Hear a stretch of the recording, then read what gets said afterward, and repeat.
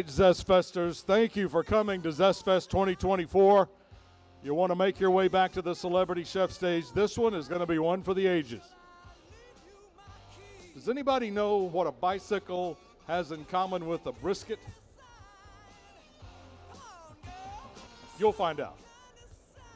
Who knows what a stall is? What does it have to do with a brisket? Hey, Scott. Am I live? Yes, you're live. Hey, what a better question is what does brisket have to do with the basketball? Eddie Deen, I'm not even going to try, folks. He's the man. Please welcome Eddie Deen. Hey, thank you, Scott.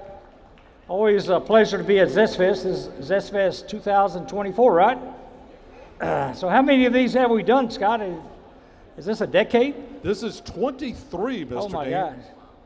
I was 3 years old when I started, I guess, with Zest Fest. So, my name is Eddie Deen.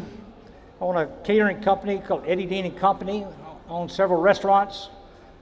Got different names. There's a Ham's Peach Orchard. I don't know if you've ever been out there. There's a Eddie Dean's Barbecue in a peach orchard. We'll probably feed 5,000 people this weekend, Memorial Day, at this peach orchard. There's a smoke. There's a Hickory Roots out there. So all the restaurants I have, it's got different names. None of them says Eddie Deen. And so all my employees, I want them to own that restaurant, so it's not to think that I'm in control. I want them to know that they're in control. So what we're going to talk about today is the laws that govern how to cook brisket. Are y'all with me on that? You okay with that?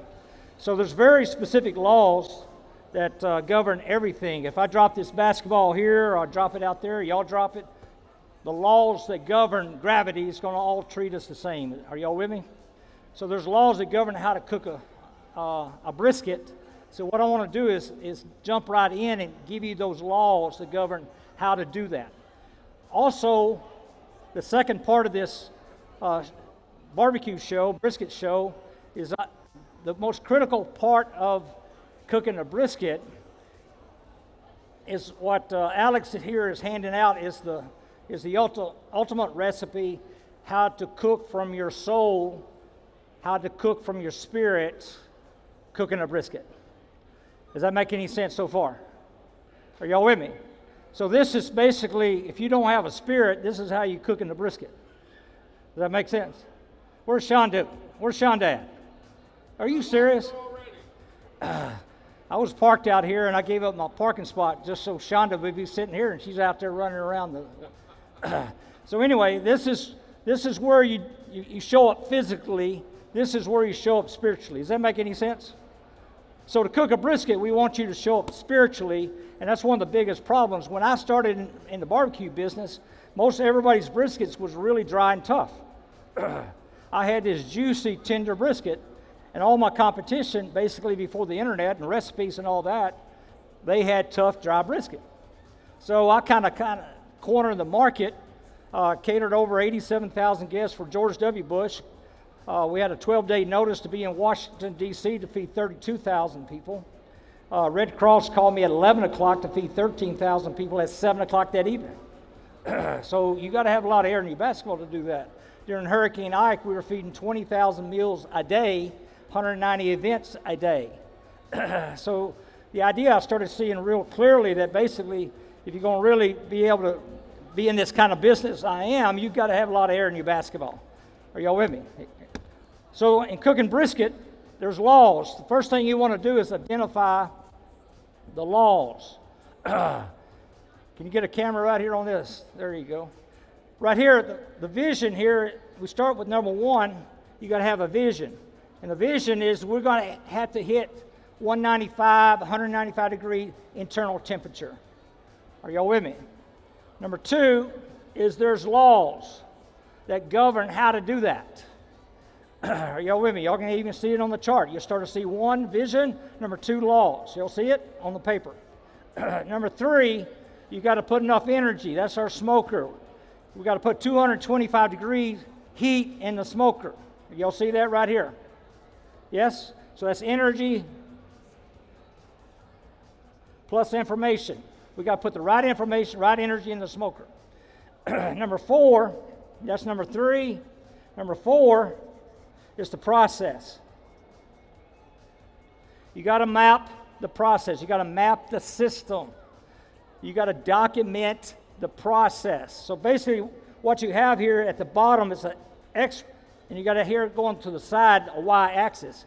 So around 16 hours, we'll look at that as the time to move this brisket to the promised land, the vision.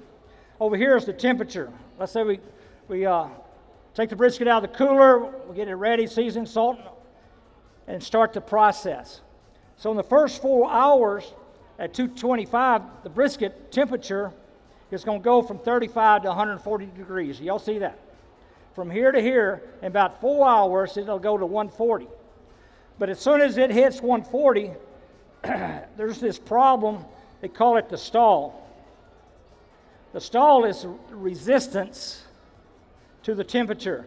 So you go out there in 5 hours, it's 140 degrees. You go out there 6 hours, it's maybe 145 degrees. You go out there 7 hours, it's maybe 150 degrees. So all of a sudden, you got this incredible amount of resistance to the temperature rising. And when I started in business before the internet, it seems like I was the only one that figured out the stall, this resistance in the brisket. Are y'all with me? Y'all see that on the? So fundamentally, y'all know why the stall happens? Does anybody know? Scott, does anybody know out here? Anybody raise their hand? What causes so much resistance at 140 degrees in the brisket? Anybody? Anybody? What do you say? What's the word? Oh, fat. Fat. No. The answer is water. 95% of the weight of the brisket is water. In fact, it's right there on your cheat sheet. You could have looked on there and got that. 95% of the weight of the brisket is water. So what's happening is this water is evaporating, and cooling off the muscle. So you go out there in 4 hours to 140, you go out there in 5 hours, still 140, because the water is evaporating, cooling off the muscle. Everybody with me? So our objective is to get it to 160. So we just got to keep maintaining temperature. Back in the day, other people, they didn't know what to do. They'd start taking it off early while it was tough and dry, or they put more heat into it trying to get through the stall or whatever it is.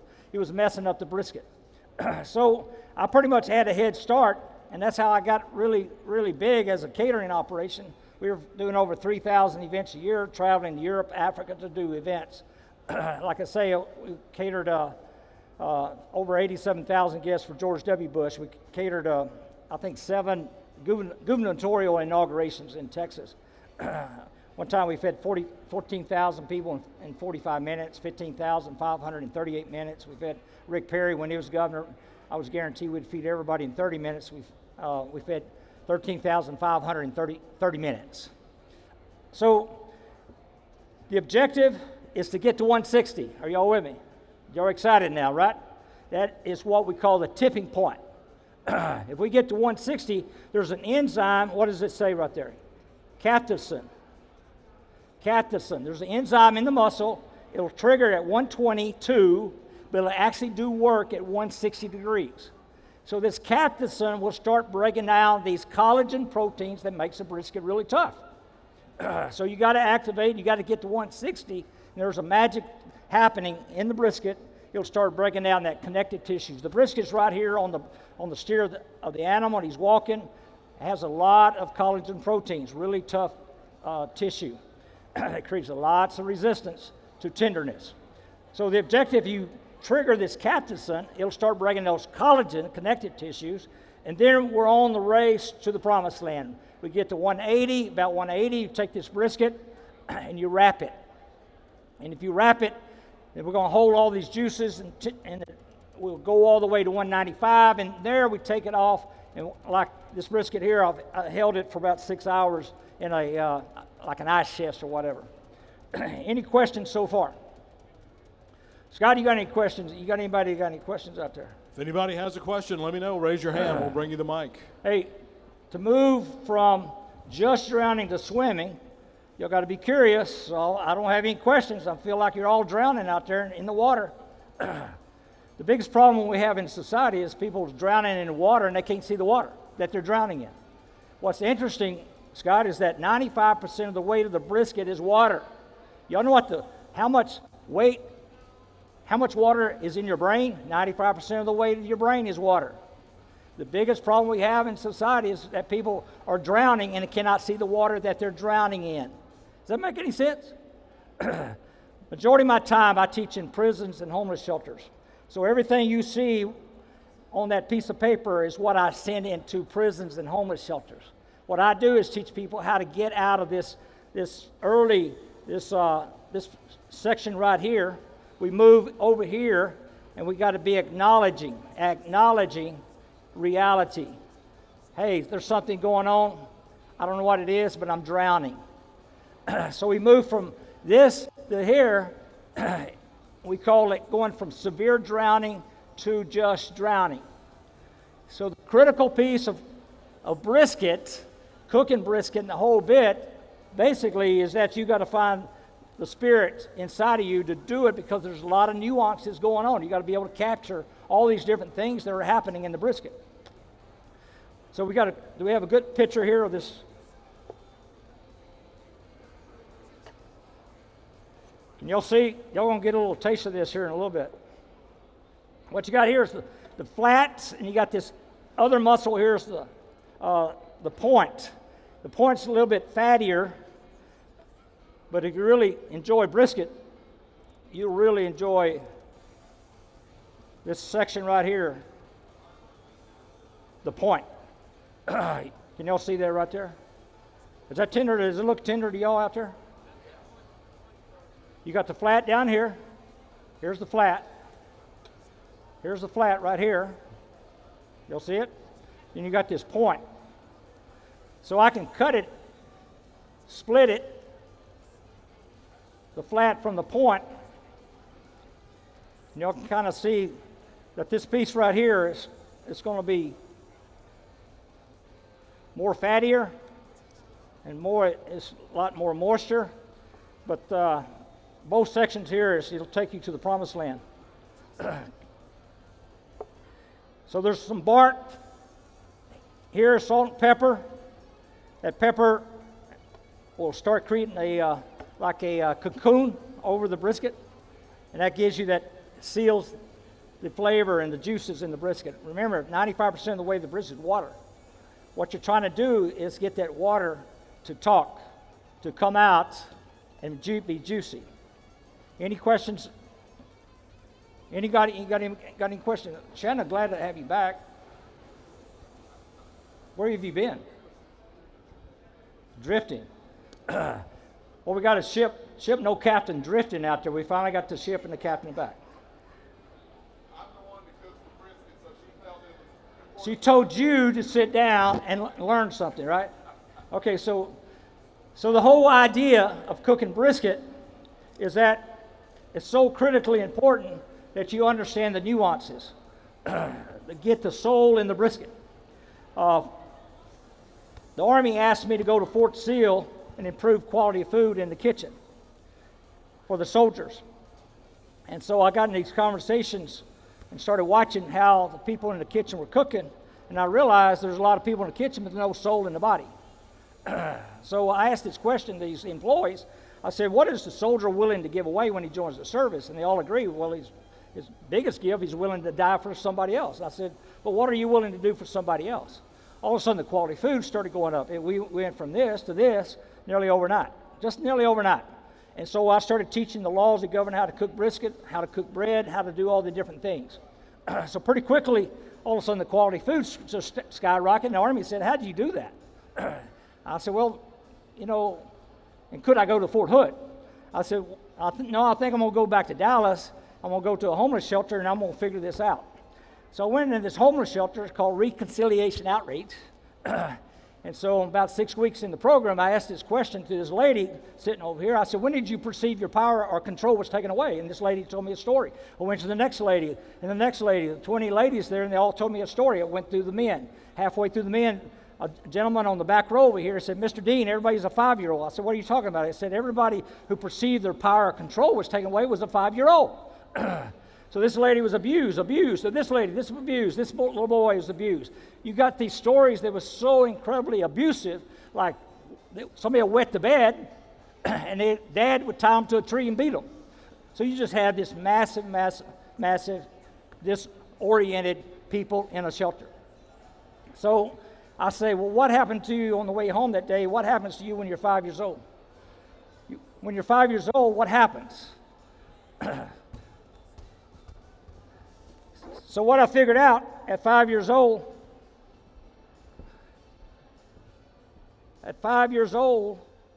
people learn to ride a bicycle.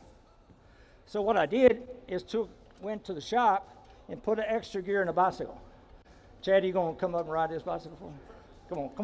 Come try. Okay, so the idea is that to ride this bicycle, you got to turn right to go left. You got to turn right to go left. Does that make sense? So I brought the bicycle back and offered everybody $100, $500, $1,000. We'll offer you $1,000 if you can ride it. I had to go in with Greg, and Scott and everybody come up with $1,000 today. So anyway, I built this bicycle and I brought it back, and nobody could ride the bicycle. And they said, "Why can't we ride the bicycle?" I said, "Well, you're programmed to ride the other bicycle. Turn right to go right." Does that make sense? So everybody was programmed to ride this other bicycle. They said, "What does that mean?" I said, "When you're 5 years old, you're programmed to believe that you have no power, you feel unlovable, unimportant, insignificant, and you live your whole life from that point of view of the 5-year-old. So all we have to do is go back and teach you to change the perception of the 5-year-old story. Give up the story. So all of a sudden, people that started having spontaneous remission that become completely different personalities. So I can ride this bicycle, and so it's not a really good idea to learn how to do this because you can't ride a regular bicycle. So what I had to do is go home and program my brain to ride both bicycles, because how many of you guys turn right in your car to go left? Anybody got a... So it don't make any sense, does it? So Chad over here, Chad's going to talk about his knives in a little bit. But before that, we got to see if he's got any air in the basketball. Whatever you do, Chad, go slow. Yeah. See, what's happening, he's going back to the 5-year-old perception of reality. So his unconscious brain won't let him ride that. Does that make sense? Does that make sense? So basically, Chad is programmed to ride another bicycle. Does that make sense? So, hey, I appreciate it. Yeah, I know what you're saying. Is it? It's hard. And I was prepping myself for it and everything. Oh, he's been planning and praying. He's been doing everything he could. Hey, while I get back on stage, hey Scott, where are you? Let's let Chad talk about these knives I'm using up there. And poor Chad from Rebec's Cutlery thought he was just going to come up here and sell knives. He's still going to do that, but now he's got this to deal with. Chad? My name is Chad. I'm from Des Moines, Iowa. We have our Rebex Cutlery. We're at booth 320. We have a little bit of everything for knives. We have everything from paring knives, utility knives, to Start cutting. chef's knives. Yeah. We've got some fillet knives. We've got German steel and Damascus steel. We've also got high carbon German steel cleavers. All of our knives come with a lifetime warranty and lifetime free resharpening. So anytime you buy a knife from us, you can mail it back to us at any time. We'll resharpen it for free, or you can bring it to our booth and I can sharpen it on site. You don't have to buy it. If you have a knife with you and you need it sharpened, I sharpen other people's knives. But so we travel. My wife and I travel around the country. We do shows like this all over the United States. We live out of our fifth wheel, and my business partner and I, we designed all the knives ourselves. I designed it from a chef standpoint. I was a chef for 15 years. I worked in the industry. I managed a couple restaurants. I had a steakhouse that I was manager of called Anna's. That was 25 years ago. It was $150 a head to eat dinner there. So it was very high end. It was all the high end. We were near the state capitol. A lot of the politicians and very wealthy came in, and I bought knives that were over $800 a knife, and I was like, this was 25 years ago. I designed these knives to be better than what those are. We sharpen at a 15-degree angle. Not a lot of companies do that. When you go to the store, you buy a knife.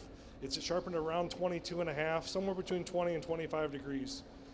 We use a quality enough metal to hold the edge so you're not constantly resharpening. Right now, the knives that my wife is using on the cutting board right now have been to 64 shows. We have never sharpened them. This is still the factory edge. You can come over and play with them, try them out.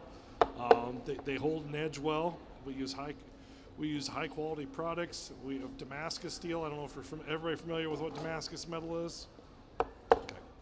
And then German steel, everybody knows is one of the better metals out there. That's starting with a good product and using high quality stuff. That's what I got. So Chad, We're booth 321. Thank you, Chad. so Chad, that was a good job. Y'all give him a big old hand out there. So have you, anybody else ever challenged you to ride a backwards bicycle with the knives? Okay. So, oh yeah, that's a bad thing. Hey, what we're going to do is bring some samples out here, after the show. What we'd like to do is, if you've got any questions for me about barbecue catering, what we're doing in prisons, homeless shelters, what we want to do is capture as much essence of for the next 3 days in the whole lives of barbecue, the brisket, the whole concept, because basically what I started realizing that people are actually, they act like briskets. They go through this soap process. If you'll get back to this drawing right here, can you see that drawing? 3, 2, 1.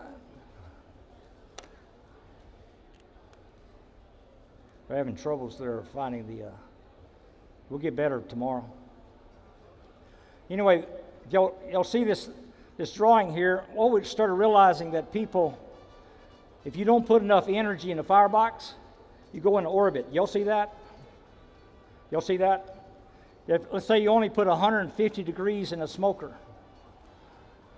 If you only put 150 degrees in a smoker, how long will it take you to get 160? Never. You never get there. That's the biggest problem we're having in society. We don't put enough energy in the systems. We don't put the right energy in the system. So all of a sudden you go to prison, what we're putting in the system is shame, guilt, apathy, grief, fear, desire, anger, and pride. We don't put in the right energy in the system to get to the promised land, to that tipping point. So we were to put in prisons and homeless shelter courage, neutrality, willingness, acceptance, reason, love, joy, and peace in the system. Basically, you can come through the tipping point and deal with that resistance that people have and get to the promised land. We can put air back in the basketball. Does that make sense? So the whole idea is this orbit is our biggest problem because we get into systems where we do not put the right energy and information into the system. So this left side over here is what you call pedagogy. Pedagogy is our public schools. What we want to produce, this other side is hudagogy. Y'all see that? So what you got in your hands is something I only put together about a month ago. We only introduced it into prison a couple of weeks ago, homeless shelters a couple of weeks ago. So you all got something really, really valuable that I think is going to be really important in the next decade.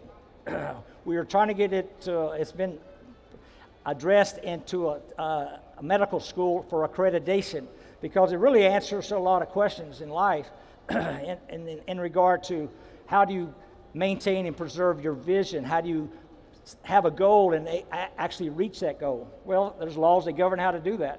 But if you don't put enough energy into it, you won't get to the promised land. You won't get to the tipping point. So there's a process in everywhere in life. And basically, if you can look at this whole thing, you map your system. That's what we've done, what you see in front of you. You have to document the temperature of the brisket through the process. Y'all got that? You want to test it. Then you want to improve it. So they're going to be bringing that brisket out right now here in a second. So y'all can line up and say, hey, we're going to test it and see if we took that brisket to the promised land. Scott, any questions? Yes, sir. One right here. So out of all the events that you've done, which was the one that you actually learned the most out of, and what was that? What was that question? Well, Talk up a little. Out of all of the events you've done, which was the one that you learned the most from, and what was that? Oh, it's this one right here. These people here, I'm learning a lot, just from you guys. Just all the questions you'll ask. No, every event is, I'm in a state of play. I never worked a day in my life. I'm always in the state of play. I'm always figuring out something that, how can I learn in that process. On the top of your line there, if y'all read the very top up there, your brain's not going to tell you what it's doing while it's doing what it does. That's the most critical piece of the puzzle, that chart I gave you. Like when you eat donuts, does your brain tell you what it is doing while it's doing what it does? Does it say, hey, we're going to produce dopamine, reward and pleasure? No, it don't tell you that. You're just going to eat another donut. Well, if you keep eating donuts, your brain eventually gets tired of producing dopamine. And what you want to do to retrain your brain, just keep eating donuts and tell the brain, I'm in charge. Well, next thing you know, your stomach's angry at you. We got a whole bunch of problems, but the idea, that's how we do this in prison and homeless shelters. Instead of, let's say, donuts, let's say cigarettes. How do you stop smoking cigarettes? All you got to do is just keep smoking one after the other. Do not quit, because eventually the dopamine from the nucleus accumbens, which produces dopamine, is going to pump out all the dopamine. There's no more reward and pleasure, and the anterior insula kicks in, which is disgusted with you. But you got to teach your brain that you're in charge. So just constantly, do not do that with methamphetamine and heroin because you'll overdose. But you can do it with cigarettes. And guess what? One day, your brain will say, we do not want another cigarette in the rest of our life because you're so disgusted. That's how we do what we do in the prisons. We use jalapenos to get people off of heroin. You eat these jalapenos, you got all kinds of different chemoreceptors, nociceptors, all in your face, nose, whatever. We can get that capsaicin in your eyes. Oh my gosh, the substance P is incredible. If you're running a marathon, 18 miles in, substance P is going crazy. All of a sudden, your brain says, wait, let's kick in some endorphins. And all of a sudden, you got the runner's high. So we use jalapenos to get a runner's high idea. The next thing you know, we teach these guys how their brain works. You're not dealing with jalapenos or spicy food or whatever. You've got to deal with how your brain processes it. It's a neurological representation. You don't deal with my bicycle. It's a neurological representation of another bicycle. That's why, Chad, you can't ride it, because you weren't dealing with my bicycle. You were dealing with that 5-year-old bicycle. But if you had a great childhood, then fundamentally you can come and start a business, sell knives. But if you have this very adverse childhood experience, then guess what? I'll see you in prison. I'll see you on heroin. I'll see you on all these different drugs. So that's my life, and that's how we do things at Eddie Deen and Company. I do have a nonprofit called internalfreedom.org, Internal Freedom.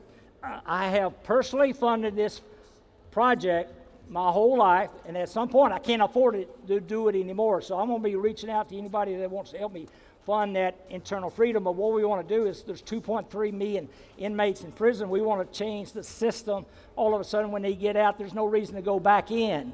All of a sudden, they feel lovable, important, significant. Today, guys, we got 22 to 40 to 50 veterans committing suicide. This program, what you see in front of you, actually eliminates. We get them out of orbit. They retire out of the service. What we want to do is set the stage for them to call their own place. That's that curiosity you see. We teach them eventually go from swimming to sailing. That's improv.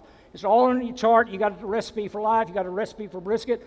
And let's start serving some brisket. Y'all line up over here. We'll get you some brisket. Yes, ma'am. Yes, ma'am. Internalfreedom.org. Internalfreedomservices.org. Maybe that's the name of it. Just look up Eddie Deen. Yes, ma'am. I can't hear that question. Here we go. There you go. You can hit. What type of rub do you use on your brisket? What kind of wood? Rub. Salt and pepper on brisket. I got our own spices on ribs. There's going to be a little bit of sweetness in that ribs, and it's going to be a little bit spicier in the ribs. But salt and pepper on the brisket. Let's go back to the question. What type of wood do you use? Hickory. Sometimes I use oak when I can't find it. Hardwood. I don't try to use creosote, railroad ties. I try to stay away from that. That's a bad law of nature. You know what I mean? Don't do that. Softwood, you don't want to use pine. It just doesn't work out very well. Any other questions? Okay, I'm waiting for the brisket to get out there. Yeah, Where's let's the brisket? bring it out here. Let me go check on that, Mr. Dean. One more time, everybody. How about a hand for the man himself, Eddie Dean? We'll get some take it out brisket there. out here for you.